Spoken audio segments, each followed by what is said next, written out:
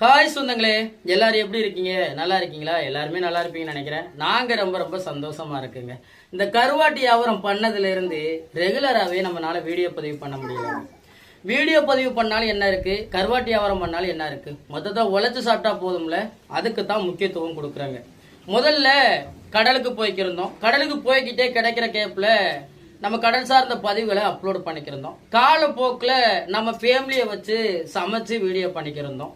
அதுலேயே ஒரு சில மீன் வியாபாரங்களையும் பார்த்துக்கிறோம். இப்போ மீன் வியாபாரங்களையும் விட்டுட்டு நம்ம போடக்கூடிய வீடியோ பதிவும் விட்டுட்டு ஏதோ இந்த சோசியல் மீடியா வச்சு இப்போ கருவாட்டி வியாபாரம் தொடங்கியிருக்கோம். இந்த கருவாட்டி வியாபாரத்துக்காக முக்கியத்துவம் கொடுத்து நம்ம லைவ் பண்ணும்போது நிறைய சொந்தங்கள் நம்மள்ட்ட ஆர்டர் பண்ணுறாங்க.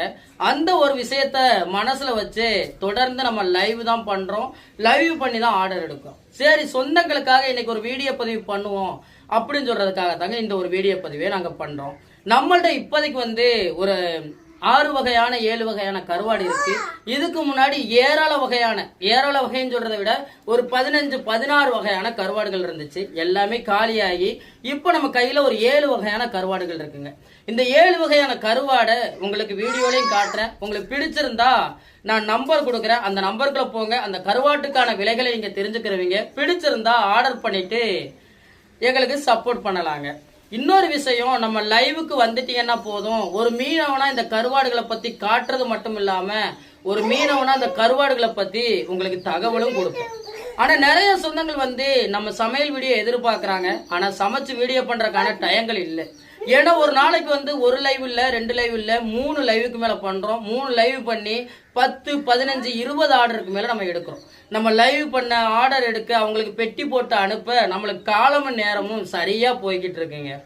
இப்போ நம்மள்ட்ட இருக்கக்கூடிய கருவாடை காட்டுறேன். இந்த கருவாடை பத்தி உங்களுக்கு ஒரு சில எனக்கு தெரிஞ்சதையும் உங்கள்ட்ட நான் பகிர்ந்துக்கிறேன். பிடிச்சிருந்தா நான் கொடுக்கக்கூடிய நம்பர்ல போய் ஆர்டர் பண்ணிக்கிறேங்க. வேற எந்த ஒரு கேள்வியும் நீங்க கேட்கணும் அவசியம் கிடையாது. ஒரு சில பேர் வீடியோ பதிவு போட்டு நான் நம்பர் கொடுத்தாலும் அது என்ன விலை, இது என்ன விலைன்னு சொல்லி கமெண்ட்ல கேட்டுக்கிட்டு தான் இருக்கீங்க. அப்படி நீங்க எங்கள்கிட்ட கேட்க கூடாது அப்படின்னு சொல்றதுக்காக தாங்க இந்த நம்பரே கொடுக்குறோம். நீங்க எங்கள்கிட்ட கருவாடு வாங்க ஆசைப்பட்டா, அது இந்த ராமேஸ்வரம் சுவையான கருவாடு வாங்க ஆசைப்பட்டா நான் கொடுக்குற நம்பருக்குள்ள யோசிக்காம போயிருங்க. நீங்க இந்த நம்பருக்குள்ள போறதுனால காசோ பணமோ எதுவுமே போறது கிடையாது. உங்களுக்கு விலைகள் பிடிச்சிருந்தா ஆர்டர் பண்ண போறீங்க, பிடிக்கலைன்னா வெளியே வர போறீங்க.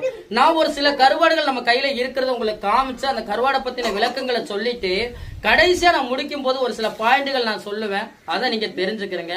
எனக்கு புது வருஷம் பிறக்கட்டும், தொடர்ந்து நம்ம சேனல்ல வீடியோ பதிவு வருங்க. இந்த ஒரு வீடியோ பதிவு ராமேஸ்வரம் மீனவன் ஃபேமிலியில பகிர்ந்துக்கிறனா, லைவ் ஸ்டைல்ல பகிர்ந்துக்கிறனா அப்படின்னு சொல்றது எடிட் பண்ணும் போது தெரியும் சொந்தங்களே. இப்போ நம்ம கையில இருக்கக்கூடிய 7 வகையான கருவாடு என்னன்னு கேட்டீங்கன்னா முதல் உங்களுக்கு காட்டுறேன்.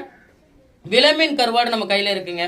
விலமீன் கருவாடு, விலமீன் கேள்விப்பட்டிருப்பீங்கல்ல, அந்த விலமீன்ல கருவாடு வச்சிருக்காங்க. அதை தாண்டி பாத்தீங்கன்னா பாறை கருவாடு நம்ம கையில இருக்குங்க. இந்த விலமீன் கருவாடு தேவைப்பட்டாலும் சரி, பாறை மீன் கருவாடு தேவைப்பட்டாலும் சரி, இந்த கான்டாக்ட் நம்பருக்குள்ள நீங்க போங்க. அதுக்கப்புறம் துண்டு கருவாடு நம்ம கையில இருக்குங்க. துண்டு கருவாடு செமையா இருக்குங்க. துண்டு கருவாடுனா ஒரே மீன்ல போட்ட துண்டு கருவாடு கிடையாதுங்க. ஒரு 4-5 வகையான மீன்கள்ல போட்டதுதான் இந்த துண்டு கருவாடு. இதை பத்தி நான் உங்களுக்கு சொல்றேன். அடுத்தது குழந்தை பெற்ற தாய்மார்களுக்கு பால் சூறா நம்ம கையில இருக்குங்க. திருக்க துண்டு நம்ம கையில இருக்குங்க. காரா கருவாடு நம்ம கையில இருக்குங்க. மாசி கருவாடு நம்ம கையில இருக்குங்க. இந்த மாசி கருவாடு நம்ம பகுதியில பெரும்பாலும் விரும்பி சாப்பிடுவாங்களான்னு கேட்டீங்கன்னா கண்டிப்பா கிடையாது. இது நம்ம ஊர்ல செய்முறையும் கிடையாது. பெரும்பாலும் பேருக்கு இந்த மாசி கருவாடு என்ன அப்படின்னு சொல்றது கூட நம்ம பகுதியில தெரியாதுங்க. இது இந்த மாசி கருவாடுடைய செய்முறை தூத்துக்குடி பகுதி தான்.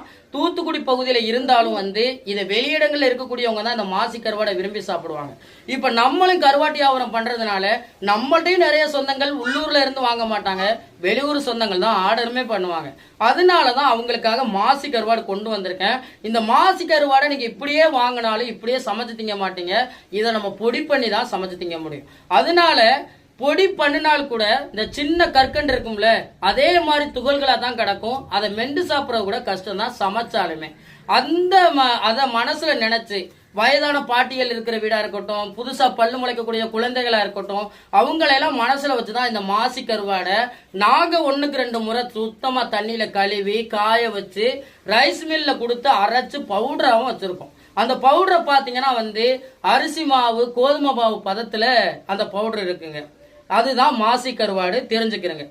இந்த பாறை கருவாடு இருக்குல்ல, பெரும்பாலும் நான் மீன் வியாபாரம் பண்ணும்போது என்னிட்ட அதிகபட்சம் விரும்பி கேட்கக்கூடிய மீன்களே ஒன்று வஞ்சர மீன் கேட்பாங்க, இல்லைன்னா பாறை மீன் கேட்பாங்க, இல்லைன்னா வில மீன் கேட்பாங்க. இந்த 3 மீன் தான் அதிகமாக கேட்பாங்க. இந்த 3 மீனுமே நம்மள்ட்ட கருவாடா இருந்துச்சுங்க. நேற்று தான் பற்ற வஞ்சர மீன் கருவாடு வந்து காலி ஆயிருச்சு. ஆனால் ஒரு 2 நாள் சனி ஞாயிறு டைம் கிடைக்கும்ல, அந்த நேரத்தில் நான் ரெடி பண்ணிடுவேன். அதனாலதான் இப்போ நம்ம கையில் இருக்கக்கூடிய 7 வகையான கருவாடுகள் மட்டுமே காட்டுறேன். இந்த பாறை மீன் கருவாடு இருக்குல்ல, சாப்பிட்றதுக்கு செமையா இருக்கும். ஒரு டேஸ்டான மீன், ஒரு மீன் டேஸ்டா இருக்குன்னு நினைங்களேன், அந்த மீனை வந்து நம்ம கருவாடை மாற்றும் போது ரொம்ப ரொம்ப டேஸ்டா இருக்கும். உதாரணமா வந்து டேஸ்ட் இல்லாத மீன்களை கருவாடா செய்யும் போது கூட சாப்பிட்றதுக்கு அருமையா இருக்கும். அப்ப டேஸ்டான மீன்கள்ல நம்ம கருவாடு செய்யும் போது அதோடைய டேஸ்ட் எப்படி இருக்கும்? அப்படித்தாங்க இருக்கும் பாறை மீன் கருவாடு. இன்னொரு விஷயம், கருவாடு சாப்பிட்றது வந்து முக்கியம் கிடையாதுங்க. எந்தெந்த கருவாடை எப்படி வாங்கி சாப்பிடணும் அப்படின்னு சொல்றதை நீங்க தெரிஞ்சுக்கிறோம். கருவாடு வாங்கி ஒரு குழம்பு வைக்க போறீங்கன்னா அந்த கருவாடு கொஞ்சம் ஈரப்பதத்தோட இருக்கணுங்க. ஈரப்பதம் சொல்றதை விட, ஈரப்பதம் சொல்றது கருவாட்டுல கிடையாது.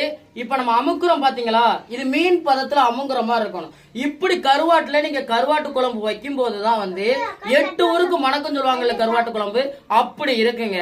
எந்த கருவாடா இருந்தாலும் நீங்க அப்படி வாங்குங்க. அதே மாதிரி ஒரு மீனவனா உணர்ந்து உங்களுக்கு அப்படி கருவாடு தான் கொண்டுமே வருவேன். நம்ம அப்பப்ப ரெடி பண்ணி கொண்டு வர்றதுதான், அதிகமான முறையில கொண்டு வந்து ஸ்டாக் பண்றது கிடையாது. உங்களுக்கு தேவைக்கு ஏற்ற மாதிரி தான் நான் ரெடி பண்ணி உங்களுக்கு கொடுக்கவும் செய்வேன். அதே மாதிரி விலமீன் கருவாடையும் பாத்துக்கிறேங்க சொன்னங்களே, விலமீன் கருவாடையுமே அப்படித்தான் வச்சிருப்பேன். நீங்க பாக்குறதுக்கு அப்படியே ஃப்ரெஷ்ஷான மீன் இருக்கிற மாதிரி தான் தெரியும். கருவாடுடைய குவாலிட்டி ரொம்ப ரொம்ப தரமா இருக்கும். எல்லாமே நம்ம கையில இருக்கிறது ராமேஸ்வரம் பாமன் கருவாடு தாங்க. இந்த பாத்தீங்களா, இப்படி மீன் பதத்துல அமுங்கணும். இந்த மீன்கள் வாங்கி நீங்க இந்த மீன்கள்ல கருவாடு வாங்கி நீங்க குழம்பு வைக்கும் போதுதான் குழம்புல கறி. ஒரு சில பேர் வந்து கடைகள்ல இந்த 10 ரூபா கருவாடு பாயிட்டு வாங்கி குழம்பு வைப்பீங்க. அது கருவாடே கிடையாது. ஏன் அது கருவாடு இல்லைன்னு சொல்றேன்னா, அது கருவாடு தான். ஆனா வந்து இப்படி கருவாடுகள் அதிகமா வச்சு சேல்ஸ் பண்றோம்ல, அப்படி எல்லா கருவாடுகளும் வந்து அவ்வளவு சீக்கிரமா விற்பனை செய்யாது. கருவாடை பொறுத்தவரைய பைய இருந்துதாங்க விற்பனை செய்ய முடியும். அதனால நாட்களாக கருவாடு வந்து மஞ்சள் பூக்க ஆரம்பிக்கும், இல்லைன்னா பழைய கருவாடுகள் ஆக ஆரம்பிக்கும். அந்த நேரத்துல அதை பாக்கெட் போடுவாங்க. ஏன்னா அந்த கருவாடை கூட கீழே போடக்கூடாது அப்படின்னு சொல்றதுக்காக என்ன செய்வாங்கன்னா அதை பாக்கெட் பண்ணி விற்பனை செய்வாங்க. இன்னொரு விஷயம், ரொம்ப அதுதான் ரொம்ப காஞ்சிட்டாலே அது நாள்பட்ட கருவாடா தான் ஆகும். கருவாடுடைய பிரஸ்னஸ் எப்படின்னு சொல்றது வந்து இப்படி மீன் பதத்துல இருக்கும் போதுதான் கருவாடுடைய பிரஸ்னஸா புரிய முடியும். ஒரு சில பேர் கருவாடு பிரஸ்னஸா இருக்குன்னு சொல்லும் போது கூட ஒரு சில பேர் விமர்சனம் பண்ணுவான், கருவாட்டுல என்னடா பிரஸ்னஸ் இருக்கு, கெட்டு போனாதாண்டா அதை கருவாடா மாத்த முடியும்னு கேட்பான். ஆனா ஒண்ணுங்க, மீன்ல எப்படி பிரஸ்னஸ் இருக்கோ அதே மாதிரி கருவாட்டுலயுமே பிரஸ்னஸ் இருக்குங்க. அதுதான் நம்ம அப்பப்ப ரெடி பண்ணி கொண்டு வர்ற கருவாடு பிரஸ்னஸ். நாட்களாக அது கருங்கல். இதுதாங்க வித்தியாசம். இதே வஞ்சர மீனை நாள் பட்டு பாருங்க, அப்படியே காஞ்சு கல்லா மாறிடும். நம்ம வெளியே காய வைக்கணும்லாம் அவசியம் கிடையாது, கருங்கல் மாதிரி ஆயிரும். நாட்கள் செல்ல செல்ல அந்த உப்பு தன்மைகள் அந்த மீன்ல இருக்க என்ன செய்யும்னா அப்படியே கருங்கல் போல ஆயிருங்க. இதுதான் ஒரு மீனவனா உங்களுக்கு உணர்த்தக்கூடிய ஒரு விஷயம். அதனால நான் அப்பப்பதான் ரெடி பண்ணி கொண்டு வருவேன். மீன்ல எப்படி பிரசனஸா வாங்கி சாப்பிடுவீங்களோ அதே மாதிரி கருவாடு நம்மள்ட்ட பிரசனஸா இருக்குங்க. அதே மாதிரி துண்டு கருவாடு, நான் சொன்ன துண்டு கருவாடு ஒரே மீன்ல செய்யப்பட்டது கிடையாது. இது ஒரு 4-5 வகையான மீன்கள் கடந்திருக்கும். இந்த மீன் என்ன தெரியுதா? இது வந்து குருவுளி. இது என்ன மீன் தெரியுதா? Leather socket. இது என்ன தெரியுதா? கிளி மீன். இப்படி ஒரு 4-5 வகையான மீன்கள் இந்த துண்டு கருவாடுல கலந்திருக்கும். இந்த துண்டு கருவாடுமே நான் சொன்ன மாதிரி இருக்கா? அவங்கிற பதத்துல இருக்கா? இதுதான் கருவாடு. இந்த கருவாட்டை வாங்கி நீங்க குழம்பு வைக்கும் போதுதான் அல்டிமேட்டான ஒரு டேஸ்ட்ல குழம்பு சாப்பிட முடியுங்க. இதுல 7 வகையான கருவாடு என்னென்ன கலந்திருக்கும்னா, எது பெரிய வகையான மீன்கள் கிடைக்குதோ எல்லாத்தையுமே வெட்டி போடுவாங்க. ஆனா வெட்டி போடுற மீன்கள் எல்லாருமே மட்டமான மீன் நினைச்சிடாதீங்க. ஆனா மட்டமான மீன் சொல்றது கடைக்காரர் இல்ல, டேஸ்ட் குறைவா இருக்கக்கூடிய மீன்களை வந்து டேஸ்ட் நல்லா இல்லைன்னு சொல்லுவோம்ல, அப்படி சொல்லுவோம்ல. ஆனா நம்ம துண்டு கருவாடுல எல்லாமே டேஸ்டான மீனுங்க. கிளிமீன் நிறைய பேருக்கு ரொம்ப பிடிக்கும்.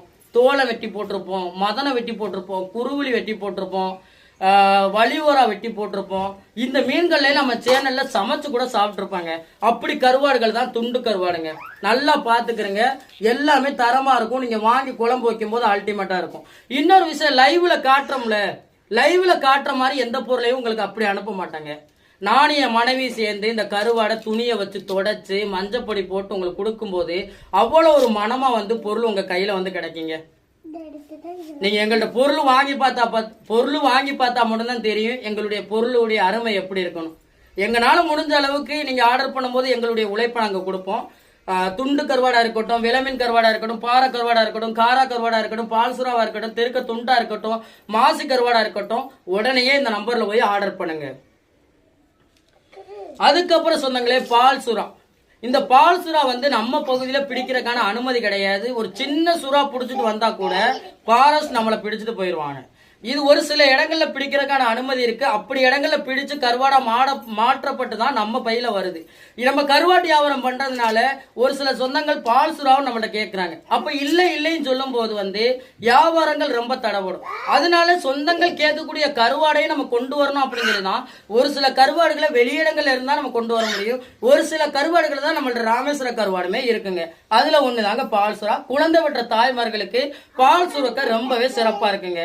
ஒரு சில சொந்தங்கள் கூட நம்மள்ட்ட வாங்கிட்டு அந்த நன்மைகளை சொல்லியிருக்காங்க. நான் எதுக்கு இந்த சுறா வாங்கினோனோ அதுக்கு ஏற்றதா இருக்குது அப்படின்னு சொல்றதையும் நம்மள்ட்ட தகவலை பகிர்ந்துக்க செஞ்சிருக்காங்க.